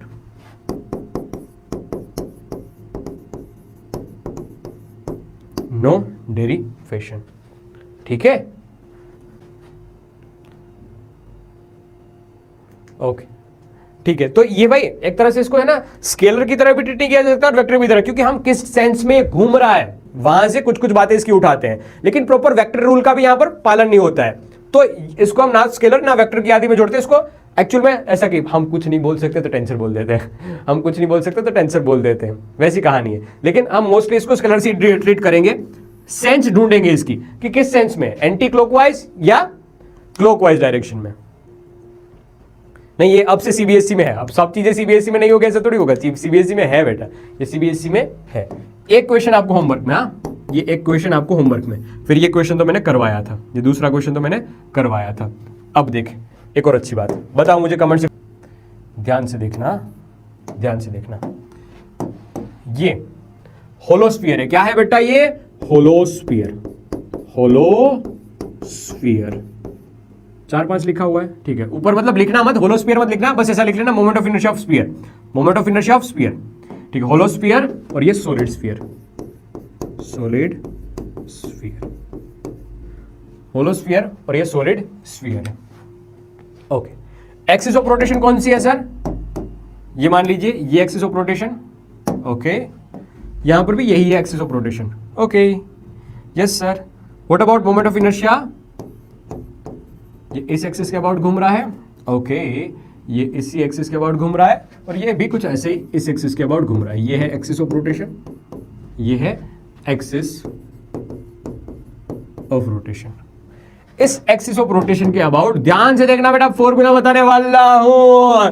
Moment of inertia can be write as a, hollow sphere है, यस सर होलोस्फीयर है, तो 2/3 mr², r इसकी रेडियस है, r इसकी रेडियस है और मास इसका m है, यस सर।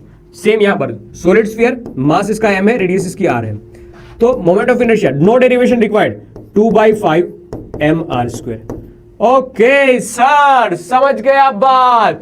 अब कमेंट सेक्शन में नो डेरिवेशन रिक्वायर्ड, पहले बता दे रहा हूं बेटा, नो डेरिवेशन रिक्वायर्ड, डेरिवेशन की कोई कहानी यहां पर नहीं है। कमेंट सेक्शन में एक बार बताइए जी, ये है ना, आप चाहो तो इसको 4 हटा के सीधा लिख लेना moment of inertia of sphere, moment of inertia of sphere. एक बार कमेंट सेक्शन में बताइए किसको घुमाना आसान, होलोस्फीयर या सॉलिड स्फीयर, किसको घुमाना आसान, तुम्हें किसकी कम है सर, इसकी कम है, डिनोमिनेटर में 5 है, यहां डिनोमिनेटर में 3 है सर, ये बड़ा डिनोमिनेटर बड़ा तो ओवरऑल आंसर कम, कम इसका आंसर कम, तो इसको घुमाना आसान रहता है जी, इसको घुमाना आसान रहता है। तो एक इंपॉर्टेंट पॉइंट करके लिखना कि इन केस ऑफ होलो और solid hemisphere, solid sphere, radius of sphere for a given axis, moment of inertia of a hollow body is greater than that of the solid body because it depend on the mass distribution. तो भाई solid को घुमाना आसान रहता है, याद रखना, solid को घुमाना आसान रहता है। ओके ओके ओके, अब बेटा दो चीज ऐसी है कि जो आप पैरेलल एक्सिस थ्योरम क्या होता है देखना, एक कहानी बता रखी है कि ये डिस्क है बेटा 2D ऑब्जेक्ट के लिए, देख इसको रटना नहीं है, कोई भी थ्योरम इसमें याद नहीं रखना है, कोई भी थ्योरम वगैरह कुछ इसमें याद नहीं रखना है, हाँ कोई भी इसमें कुछ भी चीज याद नहीं रखनी है, क्योंकि ये आपके सिलेबस में से हट चुकी है। तो मैं बस आपको ये चाहता हूं कि इसको एक कोई भी रटने की जरूरत नहीं है, लेकिन बस अच्छे से समझना ही है बस इसको। ये परपेंडिकुलर एक्सिस है, ये क्या है बेटा, इससे परपेंडिकुलर एक्सिस है, ये परपेंडिकुलर एक्सिस, क्या है बेटा, ये परपेंडिकुलर एक्सिस है जी, बढ़िया, ये परपेंडिकुलर एक्सिस है। बाकी की दो है वो ऐसे पैरेलल है, बाकी की दो है वो ऐसे पैरेलल है, एक ऐसे एक्सिस है और एक ऐसे एक्सिस है। ये बाकी की दो है वो पैरेलल है, मतलब मान लीजिए कि ये आई एक्स है, ये आई वाई है और ये आई जेड है। रटना नहीं है, रटना नहीं है, जो परपेंडिकुलर वाली होगी ना, जो परपेंडिकुलर वाली होगी वो इज इक्वल टू बाकी की दो का सम, जो प्लेनर होगी उसका सम, मतलब आई एक्स प्लस आई वाई। कभी भी ऐसा रटना नहीं है कि हमेशा आई जेड ही होगी, नहीं, इसमें ओरिएंटेशन में चेंज भी हो सकता है, ठीक है। जो परपेंडिकुलर होगी वो बाकी के दोनों से, याद रखना, ये परपेंडिकुलर वाली इज इक्वल टू करके लिखा जाएगा बाकी की दो, आई एक्स और आई बी, आई एक्स और आई वाई, ये दोनों भी आपस में परपेंडिकुलर है, ये दोनों भी आपस में परपेंडिकुलर है, ठीक है। एक एक्सिस ऐसे है, आई एक्स ऐसे है, आई वाई ऐसे है, आई जेड ऐसे है, देखना अच्छे से, आई एक्स ऐसे है, आई वाई ऐसे है और आई जेड ऐसे है। समझ में आई बात? हाँ, आई एक्स ऐसे है, आई वाई ऐसे है और आई जेड ऐसे है, परपेंडिकुलर। हाँ, रटना नहीं है, रटना नहीं है। इसकी एप्लीकेशन बता दो अच्छी वाली, इसकी एप्लीकेशन बता दो अच्छी वाली। हाँ, इसकी अच्छी वाली एप्लीकेशन है, एप्लीकेशन समझो। 2D ऑब्जेक्ट के लिए ये एप्लीकेबल है, 3D के लिए हम अप्लाई नहीं कर सकते। जैसे कि ये डिस्क है, जैसे कि ये डिस्क या रिंग है, मतलब आप जो भी चाहो वो यूज कर सकते हो, पसंद कर सकते हो। मान लीजिए कि डिस्क है, क्या है बेटा, ये डिस्क, ठीक है। अब डिस्क के लिए ये परपेंडिकुलर, ये हमें पता है कि ये होती है I Z is equal to M R square by 2, ठीक है सर। हमें इस दोनों के लिए निकालना है, जैसे कि ये आई वाई या फिर ये आई एक्स के लिए, मतलब ये भी आपस में परपेंडिकुलर, बस दिखाने के लिए मैंने ऐसा ड्रॉ किया है। ये आई एक्स, मुझे आई एक्स या आई वाई निकालनी है। अब due to symmetry I Y और आई एक्स दोनों सेम ही है, ड्यू टू सिमेट्रिक आपको पता चलेगा कि यहां सिमेट्री के हिसाब से आई एक्स और आई वाई दोनों सेम ही लगेगी आपको। तो ध्यान से देखना, मैं इसको डेरिवेशन करता हूं। Due to symmetry, due to symmetry, I Y के अकॉर्डिंग भी घुमाना ऐसा ही रहेगा और आई एक्स के अकॉर्डिंग भी घुमाना सेम ही रहेगा इस डिस्क को। तो सर जी हम लिख सकते हैं यहां पर कि I X is equal to I Y, yes sir. और हमने जो अभी परपेंडिकुलर एक्सिस थ्योरम पढ़ा वो is equal to I Z plus I Z is equal to I X plus I Y. अब ये दोनों इक्वल ही है तो 2 टाइम्स आई एक्स लिख लेता हूं। तो आई जेड, जिसकी वैल्यू हमने पहले ही बता दी है कि it's M R square by 2, M R square by 2, तो हम लिख सकते हैं I X is equal to M R square divide by 4। लो, या हमारा आंसर निकल गया। आया क्या समझ में? हाँ जी, हाँ जी, आई क्या बात? परेशानी नहीं हुई ना भाई बेटा? समझ में आई चीजें? पक्की बात है। क्या इसको रटना है? नहीं सर, हमेशा याद रखना कि जो परपेंडिकुलर होता है वो काम में आता है। याद रखना ये परपेंडिकुलर वाला यूज करना है, परपेंडिकुलर वाली एक्सिस ऑफ रोटेशन लेनी है, ऐसा याद रखना। सरफेस से परपेंडिकुलर होनी चाहिए। या वाई से घुमाओ, ज्यादा कोई फर्क नहीं आएगा, दोनों प्लेनर ही तो है, दोनों प्लेनर है, तो दोनों से घुमाने में कोई भी चेंज नहीं आएगा, कोई भी ज्यादा रेजिस्टेंस नहीं आएगा, इस वजह से बेटा, इस वजह से बेटा। हाँ, अब एक पैरेलल एक्सिस थ्योरम, ये भी सिलेबस में नहीं है, हटा दिया गया है सिलेबस में से, ये सिलेबस में से बेटा हटा दिया गया है, लेकिन आपको समझाने में, मतलब रोटेशनल मोशन में मोमेंट ऑफ इनर्शिया समझोगे आप तो सीबीएसई एग्जाम में तो नहीं पूछा जाएगा, लेकिन आप जेईई नीट की प्रिपरेशन कर रहे हो तो वहां पर ये चीज आएगी। जैसे कि मान लीजिए बड़ा सा कोई ऑब्जेक्ट ड्रॉ करते हैं, ये पढ़ लीजिए एक बार, फिर मैं ड्रॉ करता हूं, ठीक है? या फिर ऐसे ही अक्कड़ बक्कड़ बम्बे वो 80 90 पूरे 100, ओके, देख ऐसे कोई एक रैंडम शेप का ऑब्जेक्ट है हमारे पास। उन्होंने, किसी ने पूछ लिया भाई, किसी ने पूछ लिया बेटा जी आपसे कि बताओ भाई, एक नई स्लाइड पर ड्रॉ करता हूं, देखना अच्छा सा डायग्राम, अच्छा सा डायग्राम, एक नई स्लाइड पे, अरे यार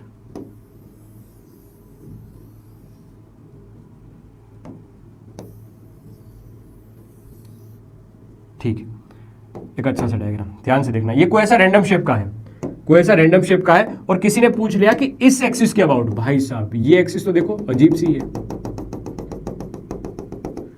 इस एक्सिस के अबाउट हमें मोमेंट ऑफ इनर्शिया चाहिए, इस एक्सिस ऑफ रोटेशन के अबाउट हमें मोमेंट ऑफ इनर्शिया चाहिए। तो भाई ये तो बहुत डिफिकल्ट है, कोई ने पूछा कि ये तो निकाल ही नहीं सकते सर, ये तो हम निकाल ही नहीं सकते। तो इसकी मोमेंट ऑफ इनर्शिया लिखने के लिए एक तरीका बताया गया है, इसकी मोमेंट ऑफ इनर्शिया लिखने के लिए एक तरीका बताया गया। देख रटना नहीं है इसमें, कोई भी रटना नहीं, बस समझना ही है, बस समझना है।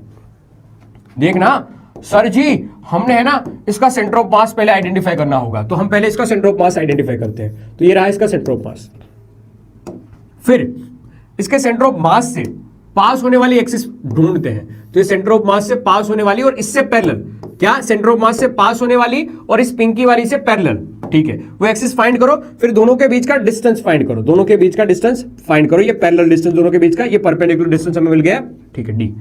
अब इस सेंटर ऑफ मास से एक्सिस को अगर घुमाना है तो आईसीओएम मोमेंट ऑफ इनर्शिया होगी, ठीक है। तो उन्होंने बता दिया बेटा कि इस कहानी में हम लिखेंगे आईसीओएम प्लस करके इसका मास अगर m है तो एम डी स्क्वायर, ये फॉर्मूला हो जाएगा। बस कंडीशन इसमें ये है बेटा कि ये एम डी स्क्वायर लिखा जाएगा विथ रिस्पेक्ट टू, मतलब आईसीओएम के कंपैरिजन में लिखा जाएगा। पहले आपको सेंटर ऑफ मास में से पास होती हुई एक्सिस डिफाइन करनी होगी। हाँ, सेंटर ऑफ मास नहीं लग रहा है, कोई परेशानी नहीं बेटा, लेकिन हमने बस एक एग्जाम्पल के लिए लिया है, एग्जाम्पल के लिए लिखा है, ठीक है। देखो इसका यूज क्या है, इसका यूज क्या है बताता हूं, इसका यूज क्या है वह मैं आपको बताता हूं, ध्यान से देखना। हाँ, जैसे कि ये रिंग है, जैसे कि ये रिंग है, इसका यूज बताता हूं, ध्यान से देखना, इसका यूज बताता हूं। इसका यूज जैसे कि इस सेंटर ऑफ मास में से पास होती हुई, सेंटर ऑफ मास में से पास होती हुई इस रिंग के लिए सेंटर ऑफ मास में से पास होती हुई एक्सिस के लिए जो मोमेंट ऑफ इनर्शिया लिखा जाएगा, क्या वो एम आर स्क्वायर लिखा जाएगा? हाँ जी बढ़िया सर, एम आर स्क्वायर लिखा जाएगा। अब हमें सर सेंटर ऑफ मास से नहीं, हमें निकालना है इससे डी डिस्टेंस दूर और ये एक्सिस के अबाउट, इस एक्सिस के अबाउट हमें आई निकालना है। तो क्या मैं लिख सकता हूं I C O M plus M D square. ध्यान से देख, क्या ये लिख सकता हूं कि नहीं लिख सकता हूं? हाँ जी, हाँ जी, ध्यान से देख, ये रेडियस आर है तो D is equal to R हो जाएगा। हाँ यार, तो I C O M M R square plus M D square, तो M D is equal to R square, तो ये 2r स्क्वायर। अगर रिंग को एज के हिसाब से घुमाना है, रिंग को अगर एज के ऐसे पैरेलल ही घुमाना है, ये दोनों पैरेलल होनी चाहिए, ध्यान में रखना, ये एक्सिस है वो पैरेलल होनी चाहिए इससे, ये दोनों कैसी होनी चाहिए? पैरेलल एक्सिस ऑफ रोटेशन होनी चाहिए सेंटर ऑफ मास से, ठीक है। तो ये 2mr स्क्वायर हो जाएगा। आया? क्या आपने कहा डेरिवेशन सिलेबस में नहीं है? तुम अगर आप बता दो इजी होगा समझने में। देखो अगर मैं नहीं बताऊंगा तो आपको रटना पड़ेगा, सीधा सीधा बता दूंगा तो रटना पड़ेगा। तो मैंने पहले बताया कि कैसे, क्या ये सेंटर ऑफ मास वाली नहीं निकाली थी हमने रिंग में? हाँ यार, सेंटर ऑफ मास वाली तो निकाली थी, ये सेंटर ऑफ मास वाली तो निकाली थी हमने। हाँ जी, क्या आई बात समझ में? क्या आई बात समझ में? हाँ, आई क्या बात समझ में? गजब की बात। अजी बताओ, देख हमने बस क्या किया, इस एक्सिस के अबाउट मोमेंट ऑफ इनर्शिया लिखी I D, ICOM plus MD square, जो ये फॉर्मूला कहता था आईसीओएम प्लस एमडी स्क्वायर। इस एक्सिस के अबाउट पिंकी वाले एक्सिस के अबाउट, तो पिंकी वाले एक्सिस के about ICOM plus MD square, ICOM MR square plus करके एमडी का स्क्वायर तो एमआर का स्क्वायर, और ये बन जाएगा 2mr स्क्वायर। क्योंकि बचपन में हमने सीख लिया था रिंग के लिए मोमेंट ऑफ इनर्शिया कितनी लिखी जाती थी, वो हमने पढ़ लिया था बेटा, mr स्क्वायर होती थी रिंग के लिए। इस वजह से ये सेंटर ऑफ मास में से ही तो पास होती थी। हाँ, आई क्या बात समझ में? आई क्या बात समझ में? आई क्या बात समझ में? देख लो पैरेलल एक्सिस थ्योरम, इजी लग रहा है? बहुत अच्छी बात है। देखो यही उन्होंने स्टेटमेंट के फॉर्म में लिखा है, ये स्टेटमेंट रटना नहीं है क्योंकि आपके एग्जाम में ये नहीं पूछा जाएगा, बस समझने के लिए है कि moment of inertia of a body about any axis equal to the parallel axis through the centre of passing, मतलब ऐसी सीधी सीधी सी बात है बेटा, I D is equal to I C O M plus M D square, बस यही, और कुछ नहीं, और कुछ नहीं, बस यही। Perfect, perfect. रो रो रो रो ना ओ जोरो, क्या नाम है भाई, खतरनाक नाम है बेटा आपका तो, रो ओ ना ओ जो, ठीक है, बहुत खतरनाक नाम है, बहुत खतरनाक नाम है, बहुत खतरनाक नाम है। अब देखना मैं इसको हटा देता हूँ, टुडुक, ठीक है। अब ये क्वेश्चन आपसे नहीं बन पाएगा, अगर बन पाएगा तो देख लेता हूँ लास्ट में एक बार। ये भी हटा देता हूँ, टुडुक। अब जो मैंने पढ़ाया है वो एक बार रिवाइज करवा देता हूँ, जो मैंने पढ़ाया है वो एक बार रिवाइज करवा देता हूँ। कोई नई बात नहीं बताता हूँ, जो मैंने पढ़ाया है वो एक बार रिवाइज करवा दे रहा हूँ, और कुछ नहीं नया पढ़ा रहा हूँ। ये रोड है, ठीक है सर, ये रोड में कुछ मैं फील कर दूं, मान लीजिए कि ये रोड फील हो गया कुछ मास एम से। ये चक्कुर को मैं आगे बढ़ा लेता हूँ, ठीक है, ओके। इसको भी आगे बढ़ा सकता हूँ, नहीं, अरे बढ़ जा आगे जीवन में, चलो ठीक है, नहीं बढ़ रहा है, कोई परेशानी नहीं है। क्या इसको और आगे बढ़ा लूँ, चक्कुर, ये लो चक्कुर, ठीक है।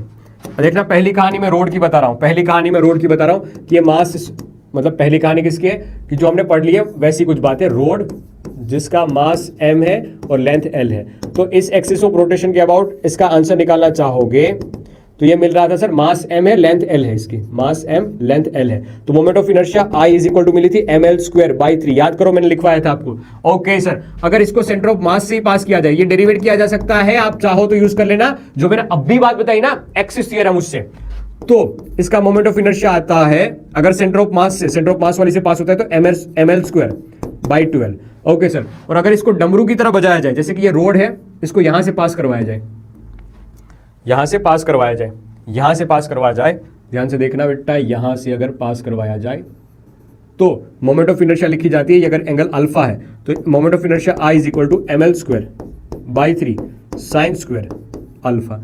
अगर देख एक एंड से पास होगी तो ml²/3, अगर एंड से पास होगी तो ml²/3 लिखी जाएगी, okay sir. Centre of mass से पास होगी तो ml²/12 लिखी जाएगी, ओके सर। सेम यहां पर भी लिखी जा सकती है कि अगर रोड है, अगर यही रोड है, उसको हम ऐसे सेंटर ऑफ मास से ऐसे घुमा रहे हैं, ऐसे घुमा रहे हैं, और ये अल्फा एंगल है, इस सेंस में घुमा रहे हैं, तो यहां पर मोमेंट ऑफ इनर्शिया लिखी जाएगी, that is equal to ml²/12 sin² alpha. हाँ ml²/12, ये ml²/12 है, ओके। ये कैसे आया, नो डेरिवेशन। आप चाहो तो परपेंडिकुलर एक्सिस थ्योरम और पैरेलल एक्सिस थ्योरम से इसको डेरिवेट कर सकते हो, परपेंडिकुलर एक्सिस थ्योरम और पैरेलल एक्सिस थ्योरम से इसको डेरिवेट कर सकते हो, लेकिन मैं आपको सजेस्ट करता हूं बस याद रख लो तब भी काफी है, ये याद रख लिया जाए तब भी काफी है। तो रोड के कितने ओरिएंटेशन मैंने बताए, ए, फिर ये बी, फिर ये सी और ये डी, 4 ओरिएंटेशन मैंने बताया, किसके, रोड के बता दिए, रोड के, ओके सर। इसके बाद ध्यान से देखो, मैंने रिंग के लिए बताया था, ये रिंग जिसका मास m है, रेडियस r है, तो इस एक्सिस के अबाउट हमने लिखा था moment of inertia is equal to mr², okay sir. फिर डिस्क के लिए बताया था मैंने, याद कर लीजिए बेटा, मैं बस रिवाइज करवा रहा हूं, फिर सेशन खत्म हो गया, रिवाइज करवा रहा हूं, बस रिवाइज करवा रहा हूं बेटा, सेशन खत्म हो चुका है। ये डिस्क के लिए मैंने बताया था, डिस्क इसके अबाउट निकालना है तो mr²/2, परपेंडिकुलर एक्सिस थ्योरम से पैरेलल एक्सिस थ्योरम से हम एज वाला निकाल सकते हैं, ठीक है सर। तो ये कहानी थी पहले किसकी, ये डिस्क की कहानी थी, मास m रेडियस r। अब जैसे ये डिस्क है ना, वैसे ही सेम टू सेम है सॉलिड सिलेंडर। क्या है, सॉलिड सिलेंडर। सॉलिड सिलेंडर में भी सेम घटना बनती है, सॉलिड सिलेंडर में भी सेम घटना बनती है। सॉलिड सिलेंडर के लिए जो मोमेंट ऑफ इनर्शिया लिखी जाती है, यह लिखना सॉलिड सिलेंडर।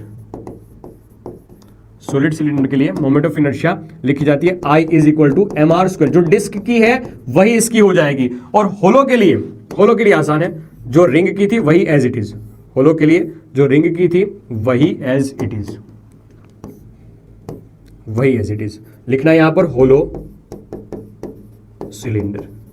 ये कुछ सिमेट्री है जो आपकी एनसीईआरटी में दे रखी होगी, जो आपको याद भी रखनी होगी विथ टाइम, और रह भी जाएगी, इसमें कोई घबराने वाली बात नहीं है। जैसा रिंग का वैसा ही डिस्क, जैसा रिंग का वैसा ही होलो सिलेंडर का, और जैसा सर सॉलिड सिलेंडर का वैसा ही प्रॉपर डिस्क का, वैसा ही प्रॉपर डिस्क का। ध्यान से एक बार देख लीजिए बेटा, इसमें कोई शंका वाली या कोई घबराने वाली बातें नहीं है, इसको देख लीजिए अच्छे से। और चाहो तो एक और मैं बता सकता हूं क्या, जो हालांकि मैंने पढ़ा दिया है, ये पढ़ा दिया है मैंने सॉलिड। अरे भाई भाई मैं कोई नई बात नहीं बता रहा हूं, जो पढ़ा दिया है बस वो एक बार रिवाइज करवा रहा हूं। क्या करिए,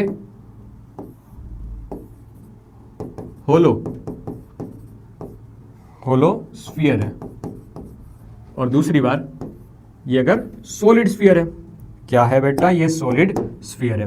तो दोनों में मोमेंट ऑफ इनर्शिया कैसे लिखी जा सकती है, मोमेंट ऑफ इनर्शिया कैसे लिखी जाती है? तो यहां पर आया था 2/3 mr² is equal to moment of inertia, और यहां पर मोमेंट ऑफ इनर्शिया लिखी थी हमने 2/5 mr²। ये क्या है बेटा, ये सॉलिड स्फीयर है। क्या है, सॉलिड स्फीयर है। बस खत्म खत्म खत्म खत्म खत्म खत्म, यहीं पे आती है रोटेशनल मोशन, मतलब क्यों बॉडी रोटेट करती है। आज हमने ये समझा है बेटा कि रोटेशन करने के लिए, जैसे वहां पर ट्रांसलेशन मोशन, लीनियर मोशन के लिए मास इंपॉर्टेंट फैक्टर होता था, यहां पर मोमेंट ऑफ इनर्शिया है वो इंपॉर्टेंट फैक्टर होता है।